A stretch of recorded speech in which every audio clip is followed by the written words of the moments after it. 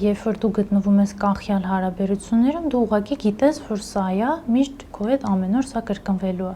Իսկ երբ որ տղան գնում, գալիս է, ինչ որ, չգիտեմ, խոստումներ է տալիս, հետո էլի կորում է, հետո էլի է գալիս, այդ ժամանակ այդ անկանխատեսելիությունից այդ ամեն ինչ ավելի է սրվում։ Ինչ որ տագնապ է քո մոտ, որովհետև դու չգիտես ինքը կգա թե չի գա, որ գա ինչ կանի։